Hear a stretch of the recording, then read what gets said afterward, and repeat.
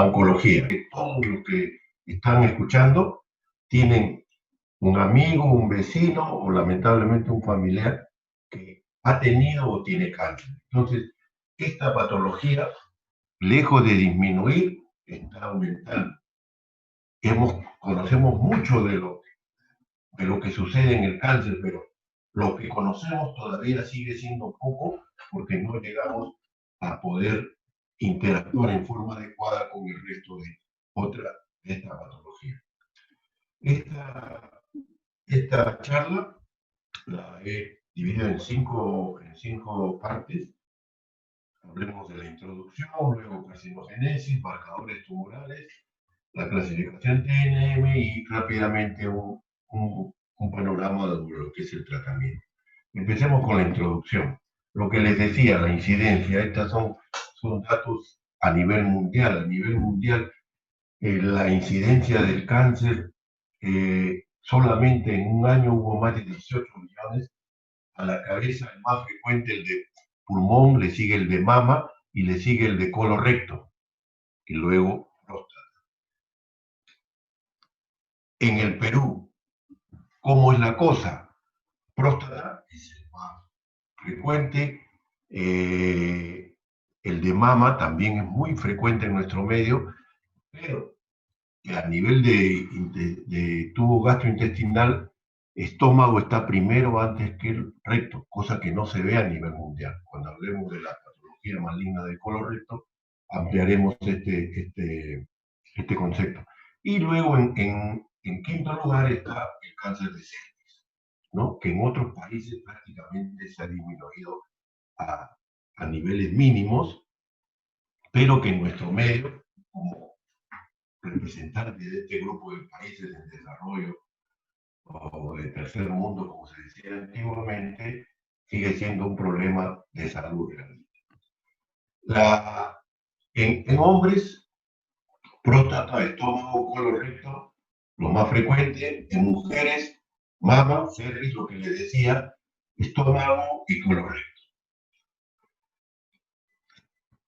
¿La incidencia va de la mano con la mortalidad? En muchos casos sí, ¿no? Próstata sigue siendo el más frecuente y es el que más mata, pero en nuestro medio, en el Perú, estómago es el que mata más que inclusive que mama y de cáncer de útero, ¿sí? Y mucho más que el cáncer de colorecto. Vamos a hablar de un tema que es un poco aburrido y que seguramente más de uno lo hará arrepentirse de estar escuchando esta charla, pero fíjense, tenemos que hablar de carcinogénesis. Cuando aparece el cáncer, los que algún día tengan tiempo, porque sé que ahora es difícil, pero cuando tengan tiempo, les recomiendo un libro que se llama El emperador de todos los males. Es un libro escrito por un médico que habla sobre la historia del cáncer, cómo empezó y cómo iniciamos el tratamiento, porque no había otra forma, pero nos costó casi 50 años darnos cuenta de que estábamos equivocados. Pero bien, ¿qué sabemos de cómo se empieza el cáncer? Para esto tengo que remitirlos a ustedes a su curso de genética. Y tenemos que hablar del DNA, ¿no? Del ácido desoxirribonucleico. El DNA es una doble estructura helicoidal, ¿no? Que se unen entre sí, ¿no? Y que cada cadena helicoidal está formado por nucleótidos. Y un nucleótido está conformado por una molécula de azúcar, una molécula de ácido fosfórico, una base nitrogenada, un aminoácido. Que, atención, son 4 aminoácidos: adenina, timina, guanina, citosina. Atención, ¿por qué? Porque esto tienen que grabarlo bien. La adenina siempre se une a la timina y la guanina siempre se une a la citosina, ¿no? Para que no se olviden, genéticamente somos fieles, somos honestos. Siempre la adenina va a la timina.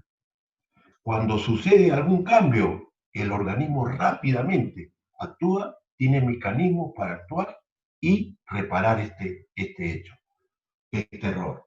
Recuerden, la adenina siempre está unida a la timina y la guanina siempre unida a la citosina. ¿Qué es un gen? Es una pequeña parte del DNA. El gen está formado por 3 partes, el intrón, que es la parte central, que se supone que ahí está la información más importante. El exón se creía de que vendría a ser como una protección, sin embargo hay estudios que están demostrando que también tienen una transmisión de información. ¿Qué es un codón? Todos lo saben, en algún momento lo hemos sabido, pero lo quiero recordar simplemente. Atención, son 3 bases nitrogenadas, aquí lo ven ustedes, por ejemplo, acá está la guanina, la timina y otra vez la timina.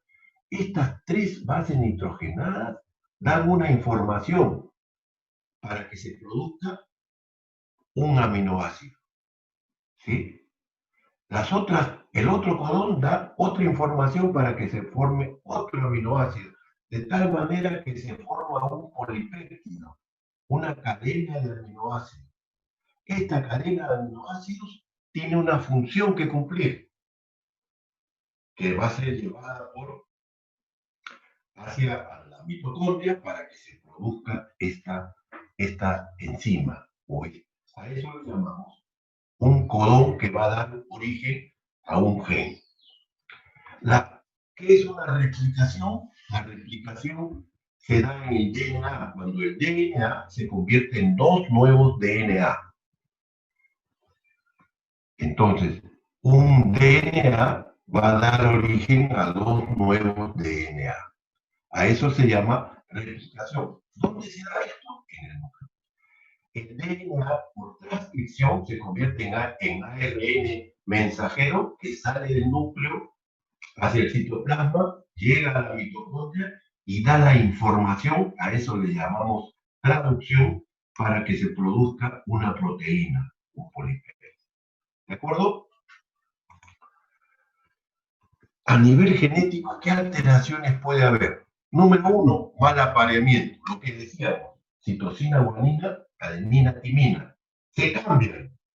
De repente la citosina termina con la timina. Les infiere, ¿no?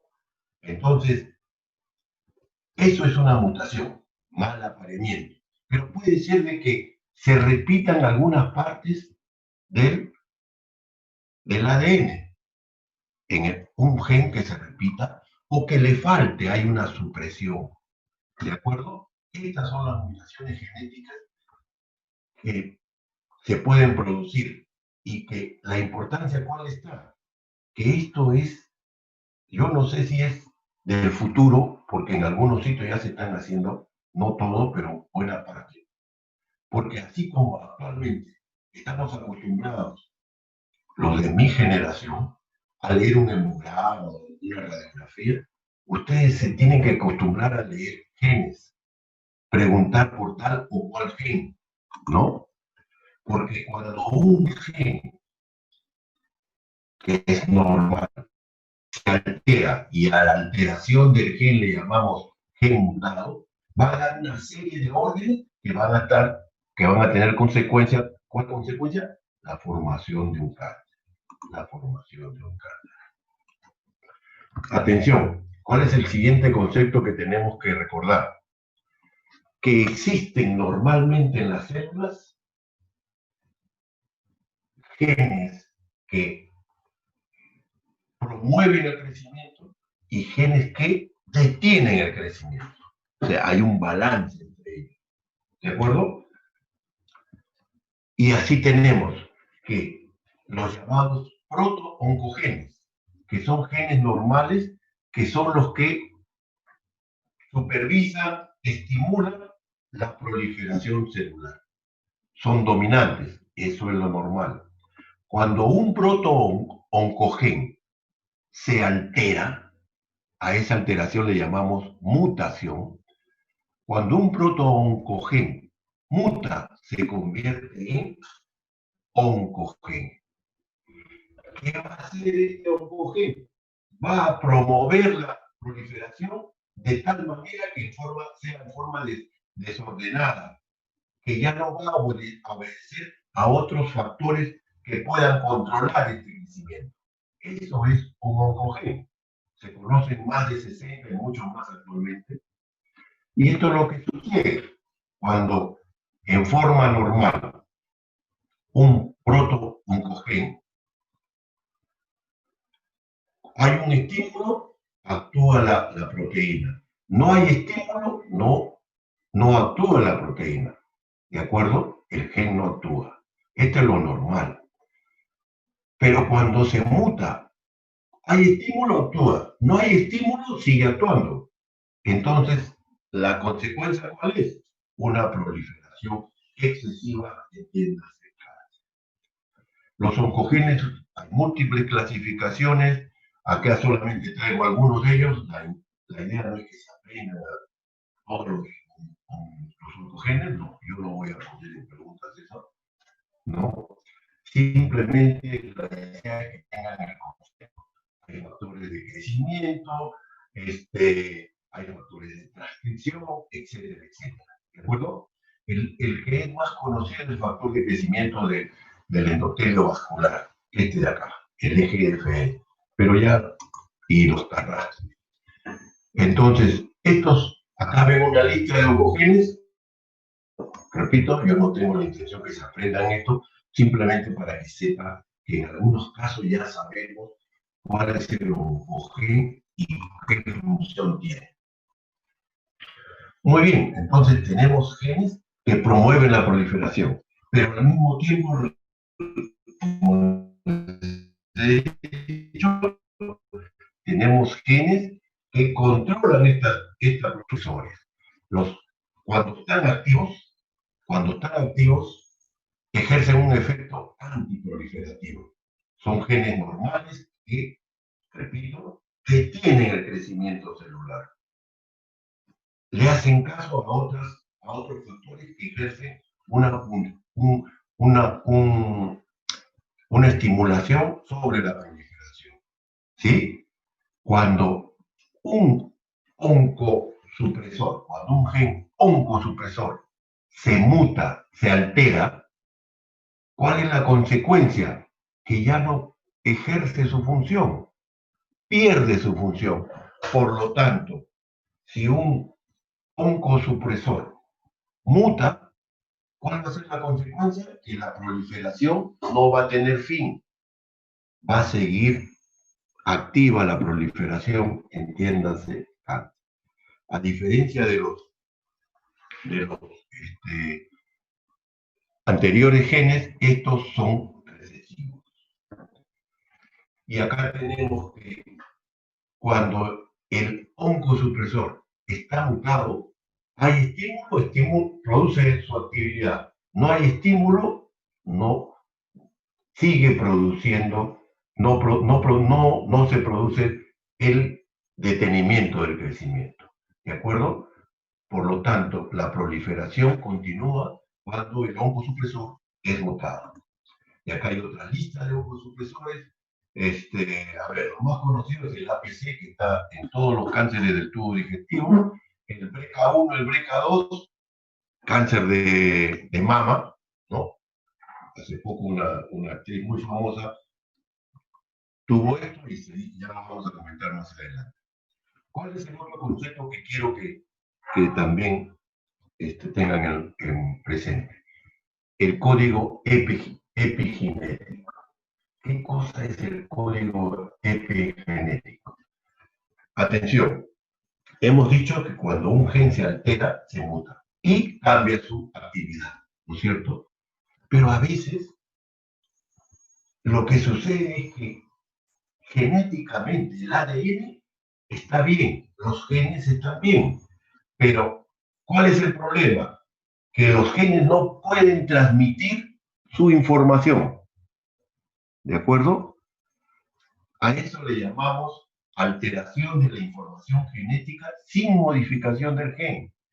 ¿Qué sucede? Dice el ambiente. Son influencias externas que evitan la manifestación. Cuando digo manifestación es que la información se muestre. ¿Sí? Pues esto se puede dar porque hay modificaciones covalentes por adición de grupos funcionales o proteínas del DNA, específicamente acetilación o fosforilación. ¿De acuerdo? Este es el código epigenético. Ahí lo tienen por metilación o por acetilación. ¿De acuerdo? Hay una alteración de lo que se llama los histonas. ¿Qué son los histonas? Cuando parte del DNA se enrolla alrededor de unas proteínas. Entonces, tenemos que puede haber alteraciones por genes, ¿sí? Que estimulan la proliferación. Cuando se mutan, no paran esta proliferación. Los supresores oncológicos de los genes supresores, que su función es detener la proliferación, cuando se mutan, no detienen la proliferación. Y la otra alteración es que el código epigenético. No hay alteración genética, pero la alteración se da cuando no pueden transmitir su información a los genes. Y rápidamente, a ver, yo trabajo en un servicio colon y recto, así que ese es lo que más me gusta, y les traigo lo que sucede en el cáncer colorectal. En el cáncer colorectal ya hemos avanzado. Sabemos que hay 3 vías por las cuales se puede producir el cáncer: inestabilidad cromosomal, inestabilidad microsatelital y metilación de los islotes guanina-citosina, conocido como SIN. Muy bien, empecemos con la inestabilidad cromosomal. La inestabilidad cromosomal está dada ¿por qué? Por alteraciones de genes. Los genes están mutados. Inestabilidad cromosomal, genes mutados, alteración de los genes, ¿de acuerdo? Los genes, alteraciones de qué genes? Los oncogenes y los genes supresores. Mutan, se alteran. Por ejemplo, en el cáncer colorectal son los más frecuentes, se representan el 85% de los cánceres de colorectal. Ahí hay un gen que siempre está metido en lo que les adelanté, el APC, ¿sí? Sabemos dónde está la falla en el cromosoma 5, en la ubicación 18Q, 17P, en un brazo alargado en el cromosoma 18, ¿no? Y sabemos que esta es una vía supresora del cáncer colorectal. Sabemos mucho de esta vía, pero al mismo tiempo sabemos que no es todo, no estamos viendo toda la cadena completa. De repente nos falta muy poco, de repente nos falta mucho, ¿no? Pero todavía somos conscientes que nos falta eso. Aquí tienen ustedes ejemplos de genes oncogen, el KRAS, uno de los más conocidos de los supresores, el APC, el P53, que está presente en todos los cánceres de todos sitios, ¿de acuerdo? Esa sería la inestabilidad cromosomal. ¿Cuánto demora una inestabilidad cromosomal? Demora más o menos de 7 a 11 años, de 7 a 10 años. ¿Sí? Ya sabemos, fíjense, acá está la mucosa normal, acá está el cáncer, fíjense, ya sabemos que interviene el APC, el KRAS, el DCC y el P53. Ya sabemos ya. Ahora, entre ellos puede haber otros genes, seguramente que sí, pero esto es lo que tenemos en este momento. Hablemos ahora de la inestabilidad microsatelital. Yo les decía que esta doble hélice helicoidal del DNA se unen entre sí a través de la base nitrogenada. Y les decía que este apareamiento está ganado siempre citosina, guanina, adenina, timina, siempre. ¿Sí? Pero a veces se considera que hay millones de replicaciones por día en nuestro organismo. Y entonces, alguna vez pudiera pasar que hay alguna alteración. Por ejemplo, acá, ¿no? La adenina se juntó con una guanina. No, no puede ser esto. Entonces, hay una alteración. El organismo propio, el DNA, da órdenes para que se formen una serie de enzimas, que son las que se encargan de detectar. Cada vez que se forman 2 nuevos DNA, chequean, hacen lo que yo digo el control de calidad si no hay alguna alteración en el apareamiento de estos aminoácidos. Entonces, cuando lo detectan, rápidamente hace la reparación. ¿Sí? Hacen la reparación y dejan que ese DNA salga a la circulación, digamos. ¿Sí? ¿Quién se encarga de esto? El sistema de MMR, Mismatch Repair, el sistema de reparación del DNA. ¿De acuerdo? Pero hay situaciones donde este sistema MMR, Mismatch Repair, disminuye o desaparece. ¿Y la consecuencia cuál va a ser? Que se forman DNA defectuosos. ¿Sí? Esos DNA defectuosos van a terminar formando parte de un DNA que está en un núcleo. El núcleo de una célula, la célula de un órgano, de un sistema. Y que en determinado momento ese mal apareamiento daría órdenes equivocadas. ¿Para qué? Para que se produzca una proliferación excesiva y descontrolada. Llámese, ¿de acuerdo?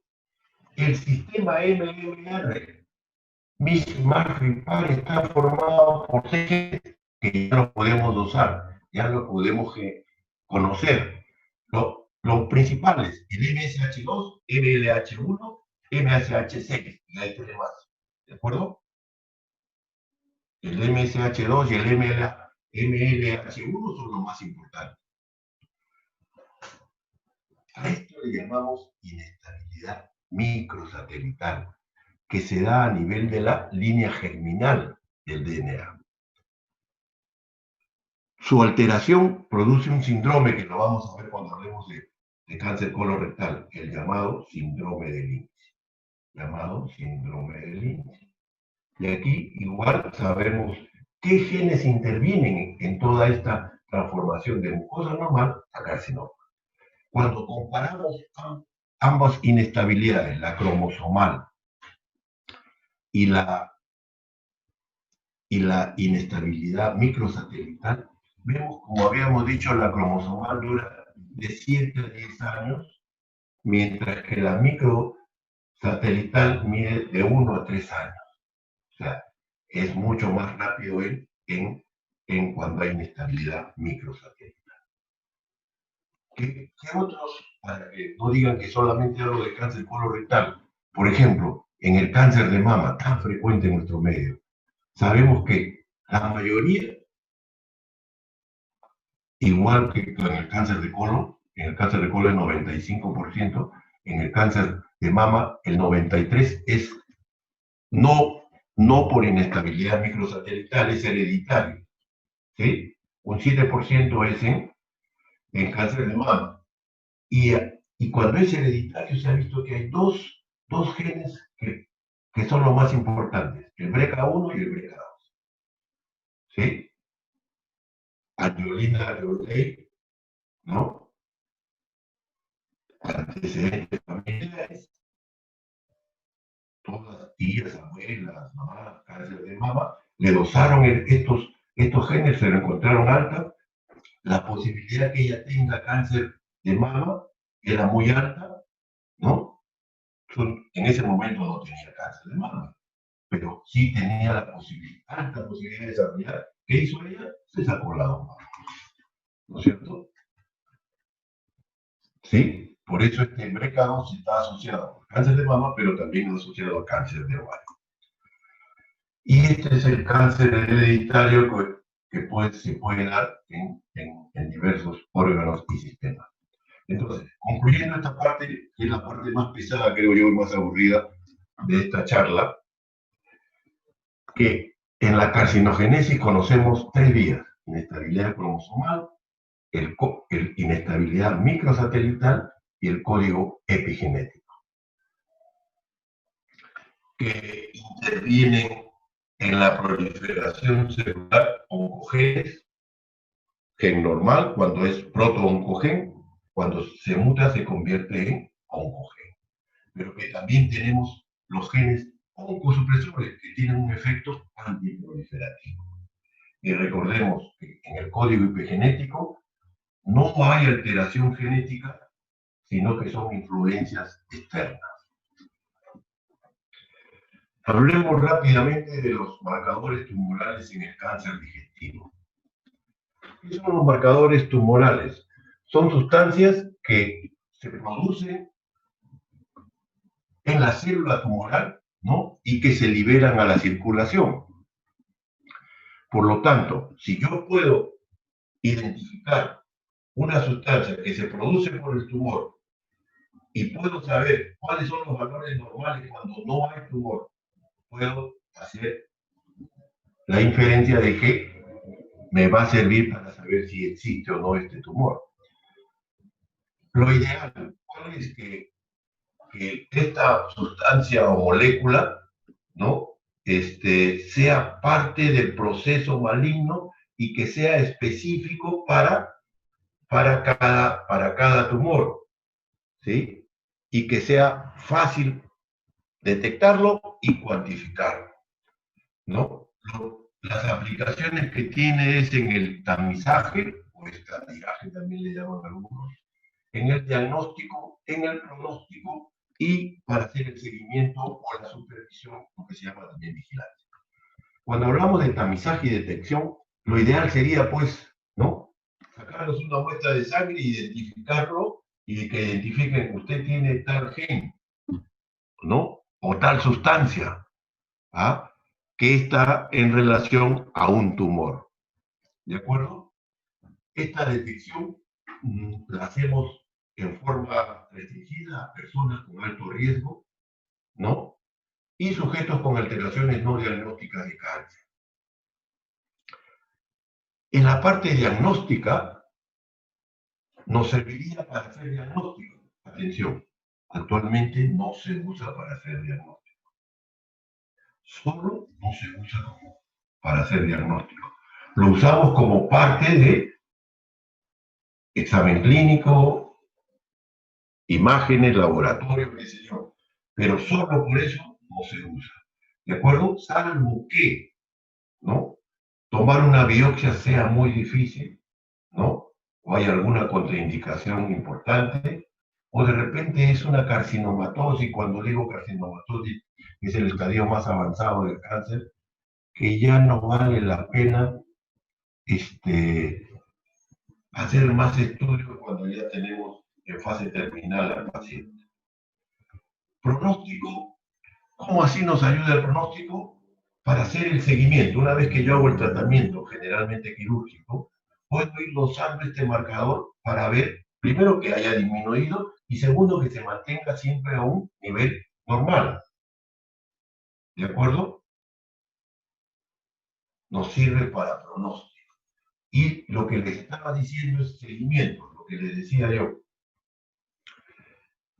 Puedo hacer el seguimiento y controlar ese marcador. Si ese marcador se me dispara, cuando digo se me dispara, se eleva, debo pensar que hay una recidiva de la enfermedad, lo que se conoce también como recurrencia.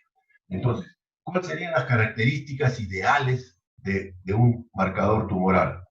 Que esté presente solo en el tejido tumoral, que tenga una especificidad para un órgano determinado, que pueda detectarse cuando el tumor es pequeño, cuando estamos en las partes iniciales de la enfermedad, y que su concentración tenga una relación directa con la carga tumoral.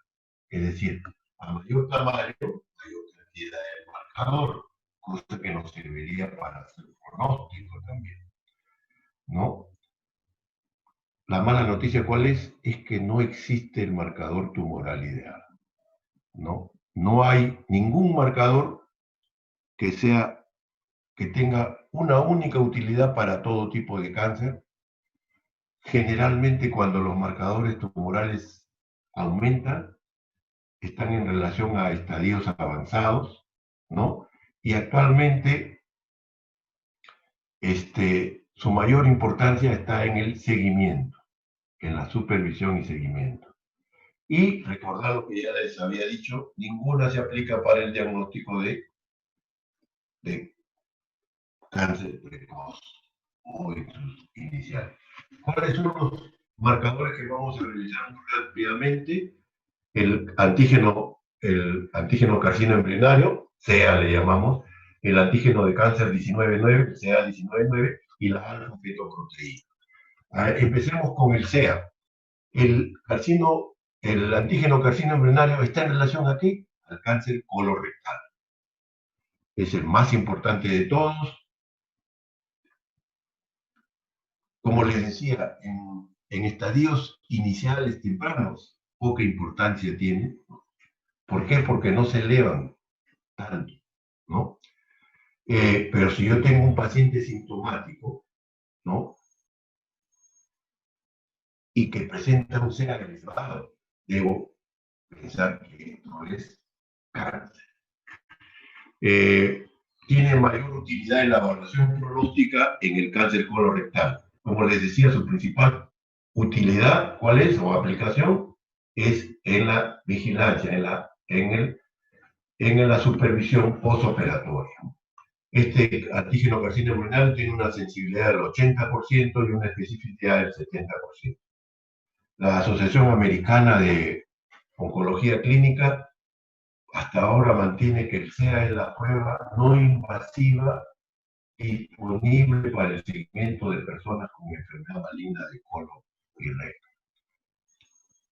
A ver, ¿cuál es la idea? Yo opero a un paciente con cáncer colorectal.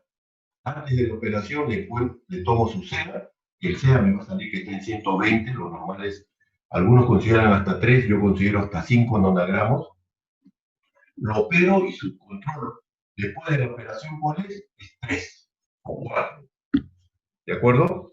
Y a ese paciente yo lo voy a citar, el control que se hace en cáncer colorectal cada 3 meses, y cada 3 meses le voy a hacer un CEA. Y el CEA va a estar en 3, 4, 4, 5, 4, 3. Pero si en determinado momento un CEA me sale en 50 y le vuelvo a repetir y ya me sale en 70, ¿qué debo pensar yo?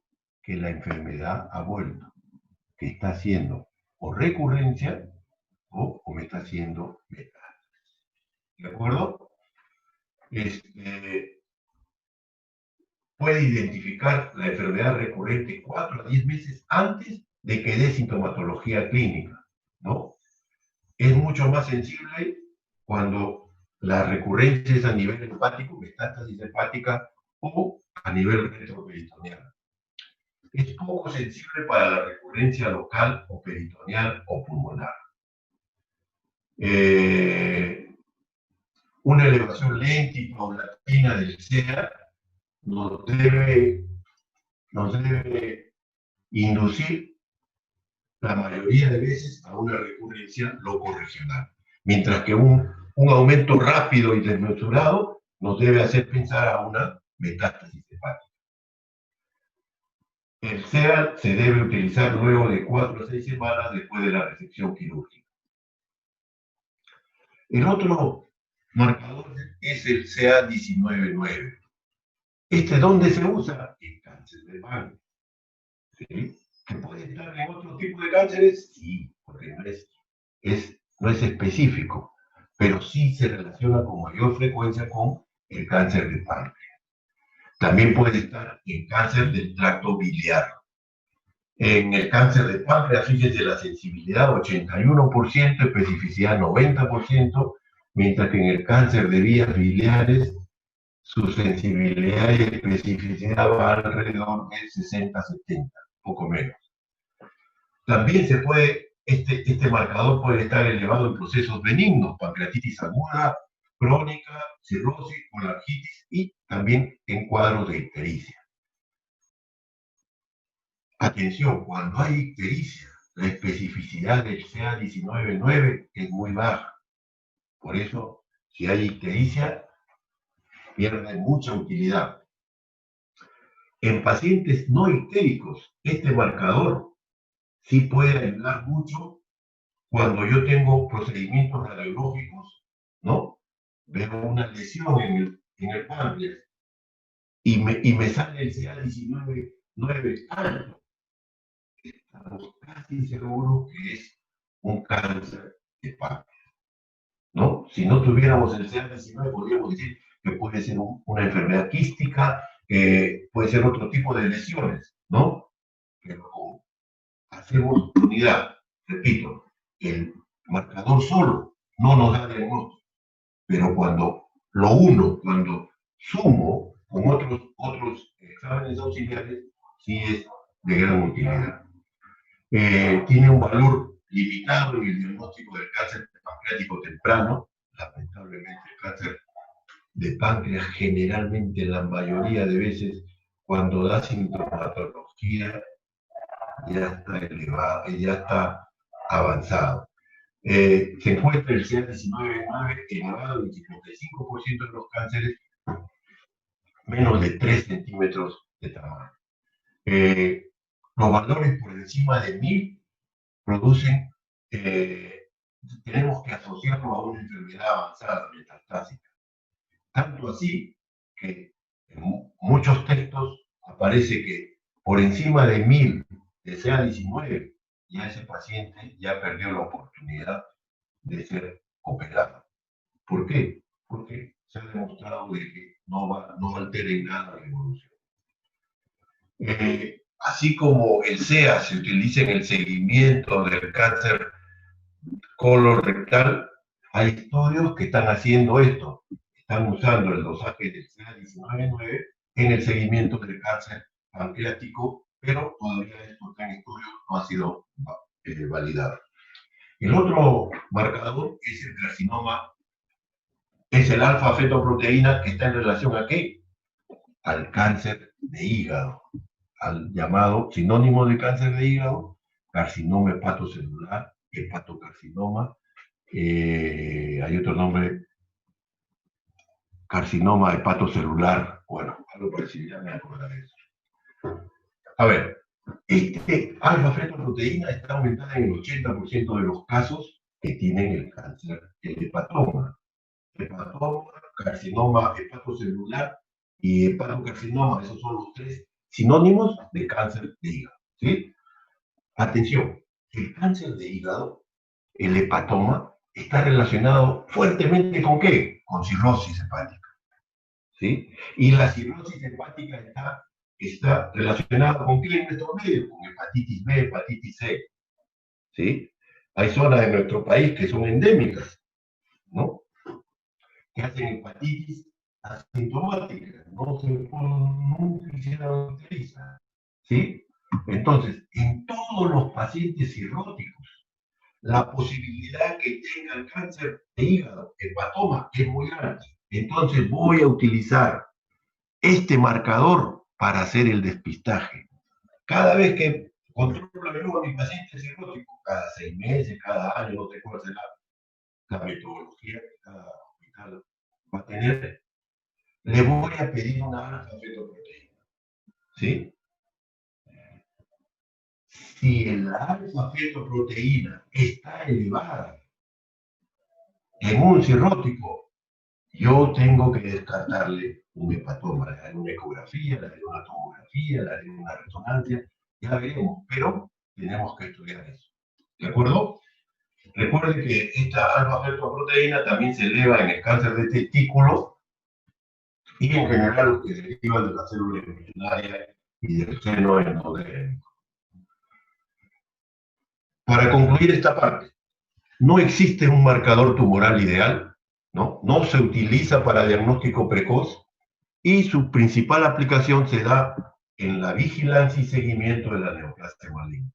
El CEA en cáncer colorectal, el CA19-9 en cáncer de páncreas y la alfa-fetoproteína en el carcinoma hepatocelular o hepatoma. Hablemos ahora de la clasificación TNM.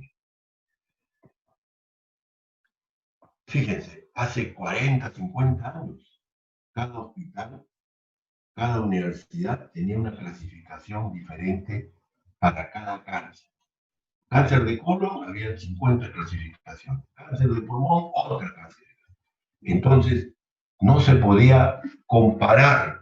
Y cuando se querían hacer trabajos, no podías comparar porque no tenías tú el reglaje, ¿no es cierto? Cómo a todos los tienes que medir igual Todos tenemos que estar hablando el mismo lenguaje.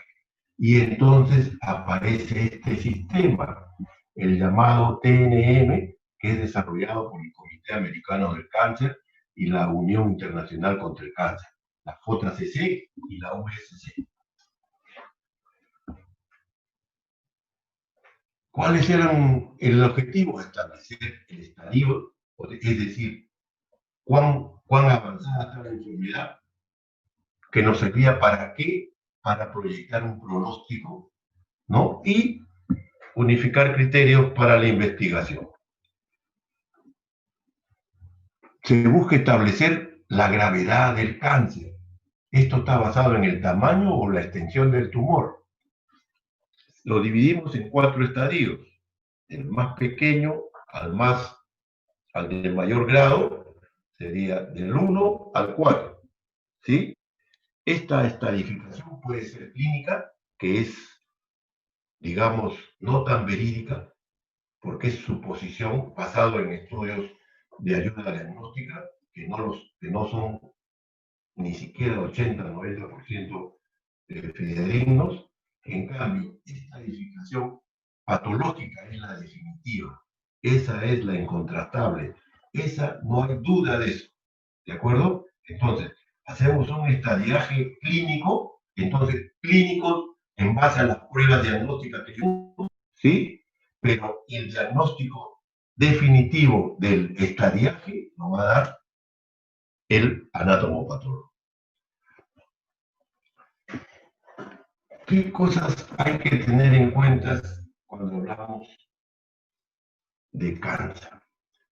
A ver, en el tubo digestivo, y es donde yo estoy haciendo mayor hincapié, casi todos, la mayoría van a ser adenocarcinoma. ¿Qué significa adeno? El prefijo adeno es glándulas.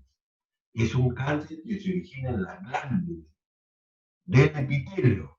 Entonces, vamos a poner el ejemplo. Adenocarcinoma de estómago es un tumor maligno, carcinoma, que se origina en la glándula de la mucosa gástrica. ¿Sí? Atención, puede ser bien diferenciado, moderadamente diferenciado, pobremente diferenciado, y hay algunos que agregan indiferenciado. ¿Qué significa esto? Cuando es bien diferenciado, significa que la célula tumoral del cáncer se parece mucho a la célula que la originó. A ver, hemos puesto el ejemplo de cáncer gástrico. Entonces, un adenocarcinoma bien diferenciado, la célula se parece mucho a la célula normal de la mucosa gástrica. Cuando es indiferenciado o pobremente diferenciado, es todo lo contrario. La célula tumoral no se parece en nada a la célula que la originó, en este caso a la célula de la mucosa gástrica. ¿De acuerdo? ¿Y por qué esto es importante? Sí es importante. ¿Por qué? Porque siendo los dos cánceres malignos, malos, ¿no? El bien diferenciado tiene mejor pronóstico. Se da en personas de mayor edad, tiene un crecimiento lento, se disemina por vía hematógena, ¿sí? Y tiene una mejor respuesta al tratamiento. El bien diferenciado. En cambio, el indiferenciado se da en personas jóvenes, es muy agresivo, predomina la diseminación linfática y tiene poca respuesta al tratamiento médico. Entonces, repito, los dos son malos, pero el que tiene mejor pronóstico es el bien diferenciado o moderadamente diferenciado, frente al mal pronóstico que es el indiferenciado o pobremente diferenciado.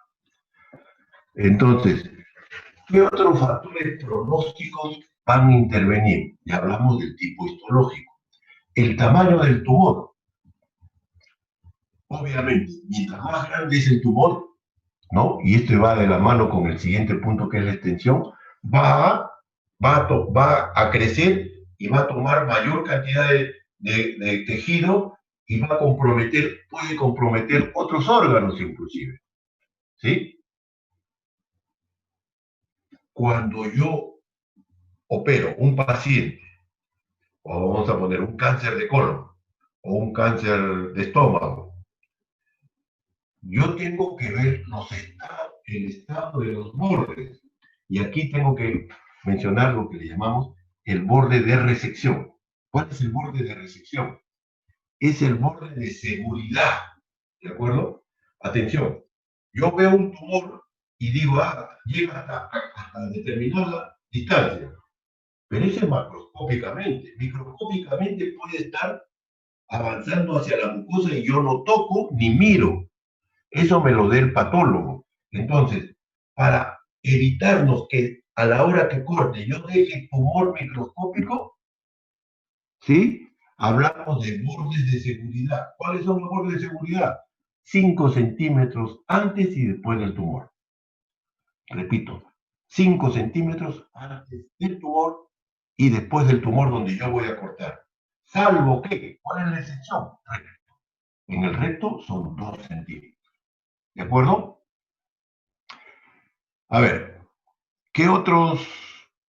Y el hecho quirúrgico significa que a veces el cáncer está tan avanzado que yo tengo que dejar parte del tumor en el lecho linfático, ¿no? O a veces a mí me parece que he sacado todo y el patólogo me dice que el borde radial está comprometido. O sea, que en el lecho que ha quedado parte del tumor. Eso es malo, muy malo para el paciente, ¿sí? Si hay ganglios comprometidos por tumor, ya vamos a hablar de eso después, también es muy malo. El grado de diferenciación ya lo dijimos, y también el porcentaje de necrosis espontánea. ¿Qué significa? Mientras más rápido crece el tumor, es más agresivo y produce necrosis central, ¿correcto? También es un factor malo. La clasificación TNM, ¿a qué se refiere? T es tumor, ¿sí? Puede ser tamaño o lo que es en tubo digestivo en la gran mayoría de casos, en todo, es la infiltración del tumor en las capas de la pared del tubo digestivo, estómago, intestino delgado, colon, recto, ¿sí? ¿Cuán profundo ha invadido el tumor? ¿El tumor dónde se originó? En la mucosa del tubo digestivo. Vamos a poner un ejemplo, colon. Su siguiente paso, ¿cuál va a ser? Va a invadir la submucosa. Después va a invadir, ¿qué cosa más? La capa muscular. Va a pasar a la serosa, ¿sí? Eso lo vamos a clasificar en T. ¿De acuerdo? De acuerdo, por ejemplo, en colon, si solamente está en mucosa, T1. Si llegó a la capa muscular, es T2. Si pasó la capa muscular, es T3. Y si pasó la serosa, es T4. ¿De acuerdo? Como ejemplo simplemente. ¿De acuerdo? Repito, en tubo digestivo la mayoría es, el T está referido a la infiltración del tumor en la pared. ¿En qué capas ha llegado a infiltrar el tumor? ¿De acuerdo? ¿Puede ser tamaño? Sí. Puede ser tamaño, los tumores esquiomanes, los cánceres de hígado y otro tipo de cánceres también, ¿no es cierto? El tamaño es importante. ¿De acuerdo? ¿Qué cosa es N?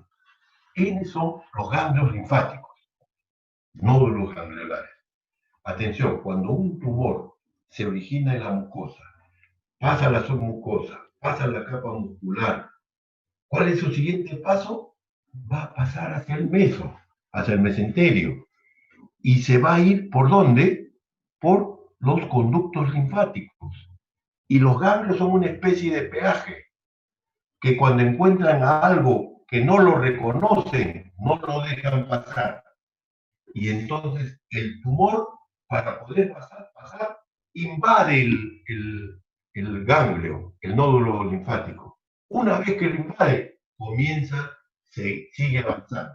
¿De acuerdo? Entonces nos va a interesar saber cuántos ganglios se han sacado en total de la pieza quirúrgica y de esos ganglios, cuántos ganglios están comprometidos por el tumor. ¿Sí? A eso le llamamos M. ¿Y qué es M? Es la presencia de metástasis.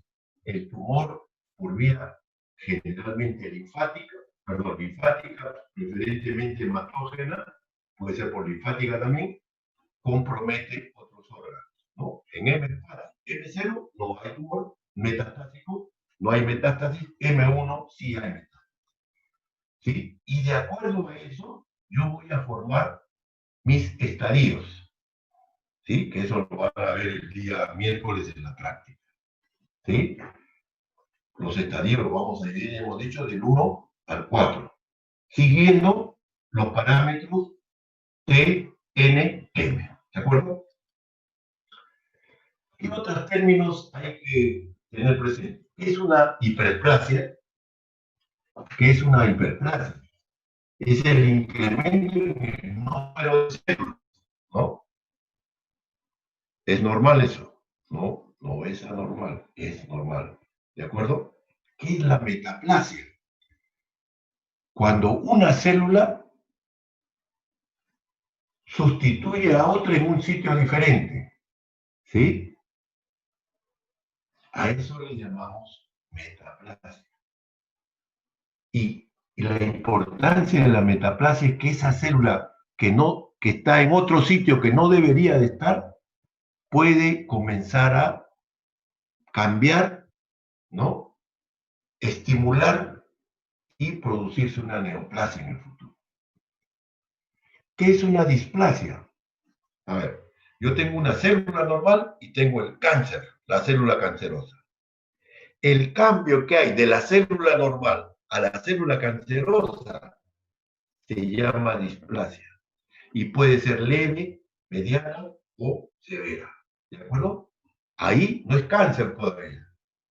Es el cambio de una célula que se va a convertir en cáncer, primero una displasia leve, moderada y luego severa. ¿De acuerdo? Y acá hay algo que... antes que me olvide. El número de ganglios para muchos en cirugía es importante. ¿Por qué? Porque también es un estándar de calidad. ¿Qué le llamamos calidad oncológica? Que el paciente ha sido bien operado desde el punto de vista oncológico.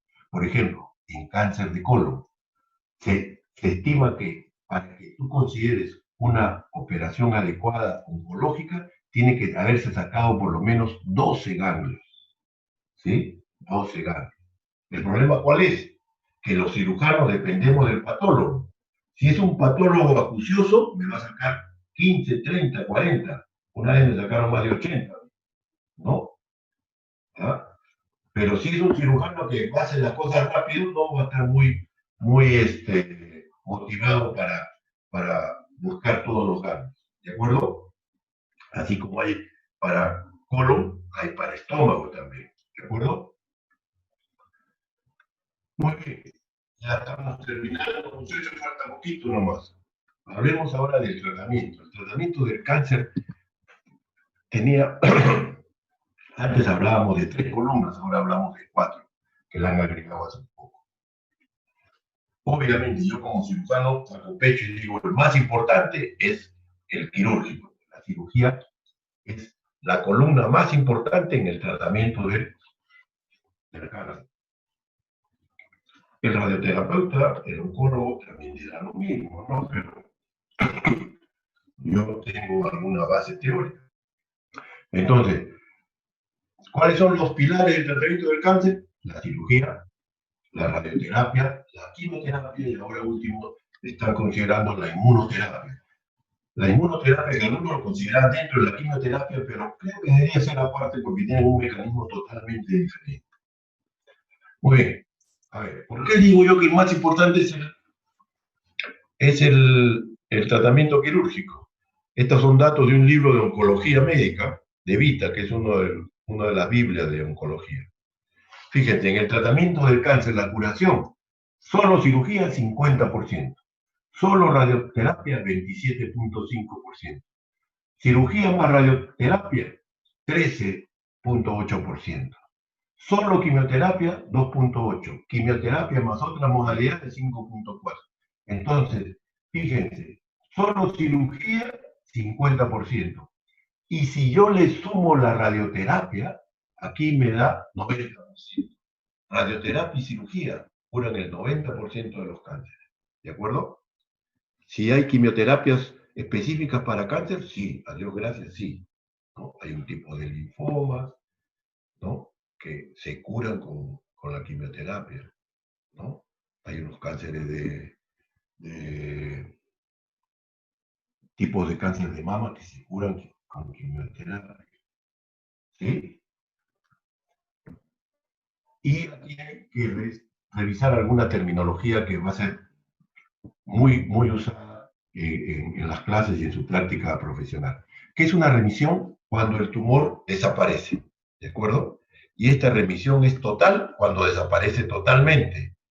Y es parcial cuando queda algo. Pues. Atención, atención, porque esto quiero que se grabe, porque esto es para su vida profesional. He escuchado una sarta de idiotas que dicen, me he curado el cáncer. Estoy curado del cáncer. Muchos artistas anuncian, hace 8 meses me operaron de cáncer, me han dado mi quimioterapia y el médico me ha dicho que estoy curado. Hugo Chávez, presidente de Venezuela, se fue a Cuba, lo operaron y dijo, estoy curado.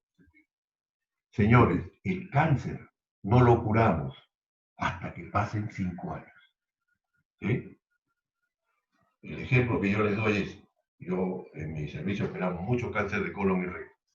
A los pacientes que saben el diagnóstico casi todo, le digo, señor, que tiene cáncer, usted no está curado, yo lo voy a supervisar por 5 años.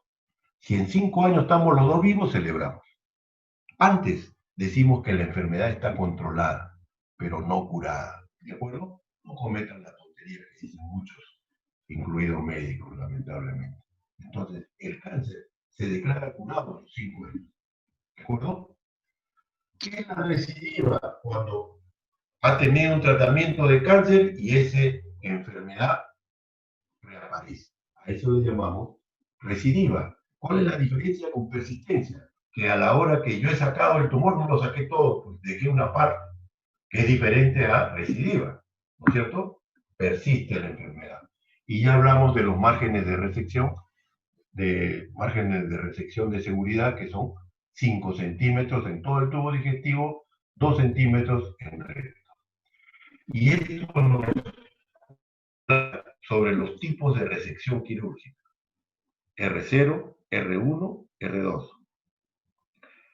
R0, yo saco todo el tumor. No dejo ningún tumor macroscópico y el patólogo me dice que mis bordes de resección están libres. R0. Yo opero al paciente, saco todo lo que he visto de tumor, doy mi margen de seguridad, ¿sí? Pero el patólogo me dice en el borde de sección, al microscopio, se ve células tumorales. Presencia microscópica. R1. R2 es un tumor tan grande que yo no lo puedo sacar. Me compromete la aorta, la vena cava, entonces saco una parte del tumor. Y a eso le llamamos R2. Hay una presencia macroscópica del tumor. ¿Sí?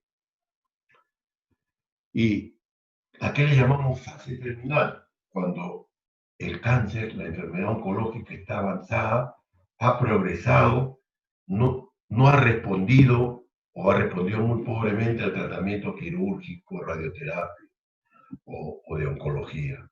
¿Sí? Es irreversible, es incurable el paciente. A eso le llamamos fase terminal.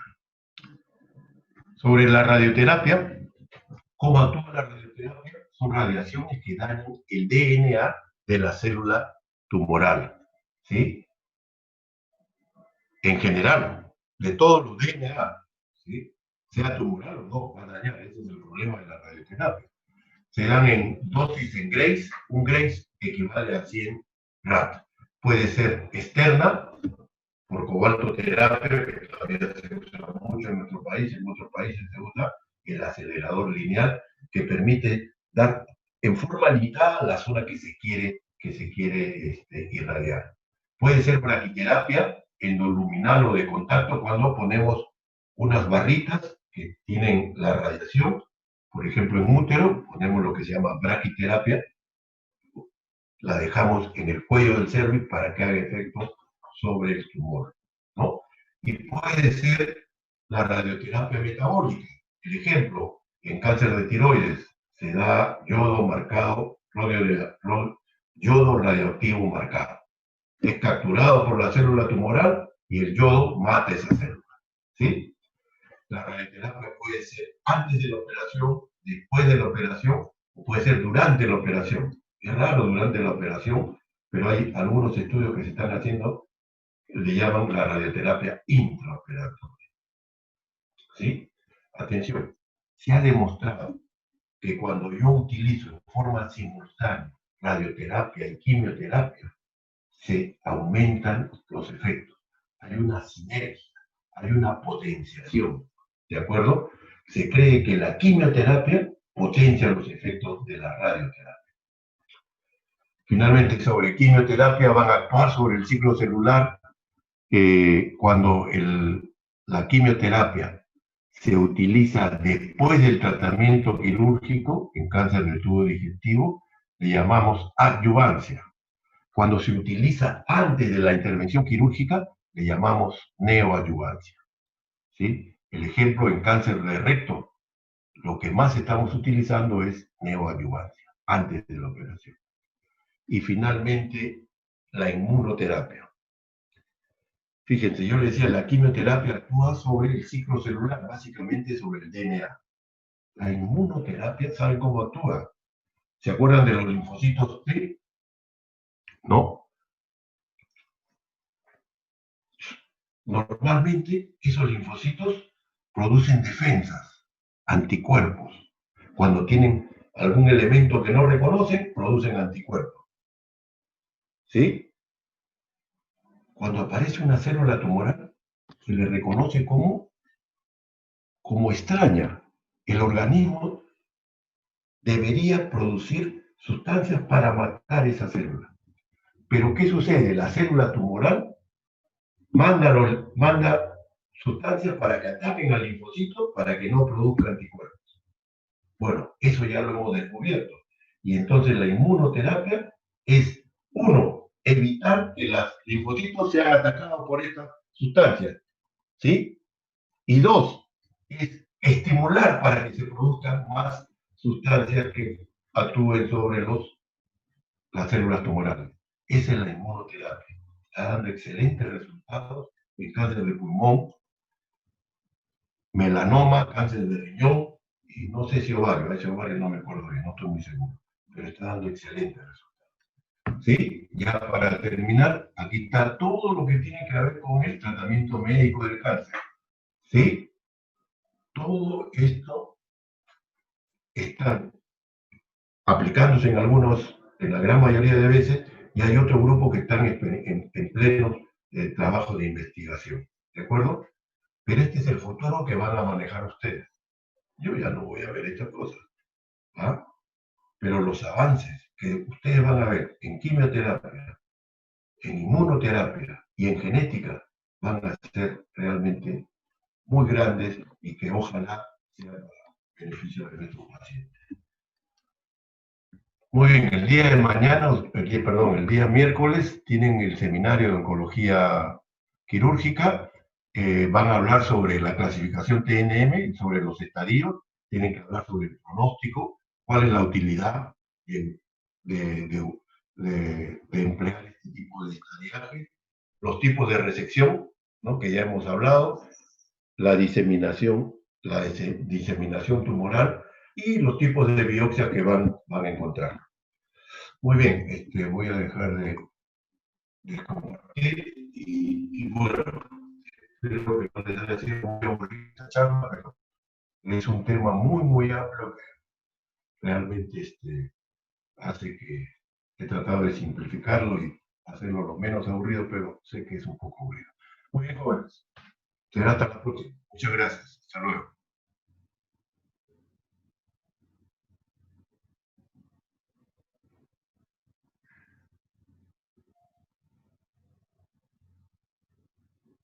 Gracias, doctor.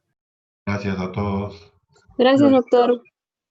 Es que yo creí que se habían ido todos porque nadie, hubo un silencio sepulcral ahí. Dije, ya se fueron. Y yo los comprendía. Muchas gracias, doctor. Si yo fuera alumno, ya me hubiera ido hace rato. Muy bien, gracias.